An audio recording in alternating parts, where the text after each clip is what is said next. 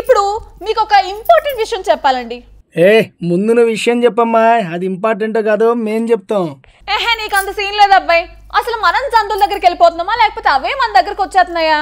ఇదేం డౌట్ అమ్మా, ఇంపార్టెంట్ విషయం ఉన్నావు క్వశ్చన్ వేస్తావింది.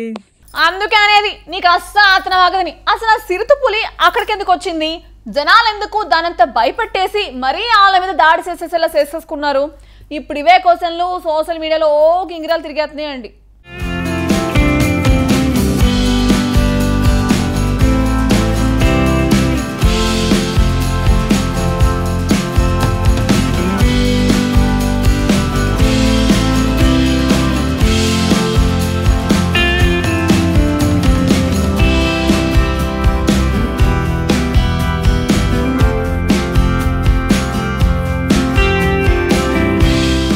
చిరుతపులితో మామూలుగా ఉండదు.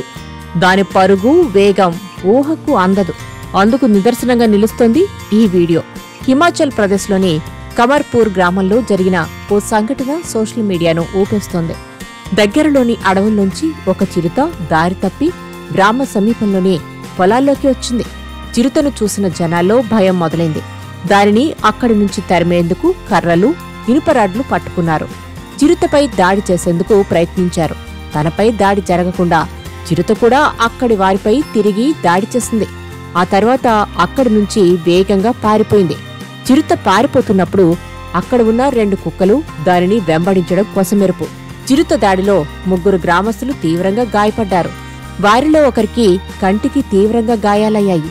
వారిని వెంటనే స్థానిక ఆసుపత్రికి తీసుకెళ్లారు. చిరుత పులులు ఎప్పటికప్పుడు పొలాల్లోకి వచ్చేస్తున్నాయని స్థానికులు చెబుతున్నారు. జనాలను భయపెడుతున్నాయని, దీనివల్ల రాత్రులు సరిగ్గా నిద్ర కూడా ఉండడం లేదంటున్నారు. చిరుత రావడం, దానిపై గ్రామస్తులు దాడి చేయడం, తిరిగి చిరుత ఎదురు దాడికి దిగడం, ఇవన్నీ స్థానికులు కొందరు మొబైల్లో రికార్డు చేశారు. దానిని సోషల్ మీడియాలో అప్లోడ్ చేశారు. అదిప్పుడు వైరల్ గా మారింది. ఈ వీడియో చూసి నెటిజన్లు తమదైన రీతిలో కామెంట్స్ చేస్తున్నారు. దారి తప్పి గ్రామంలోకి వచ్చిన చిరుతలపై గ్రామస్తులు దాడి చేశారు. కానీ ఇది నిజంగా వాటి తప్పే అని మనం చెప్పగలమా? మనం ఇప్పటికే అవి ఉండే అడవులను ఆక్రమించేస్తున్నామని కొందరు కామెంట్ చేస్తున్నారు. అడవులను మైదానాలుగా మార్చేస్తున్నామని, అలాంటప్పుడు అవి జనాల్లోకి రాకుండా ఎందుకుంటాయని ప్రశ్నిస్తున్నారు.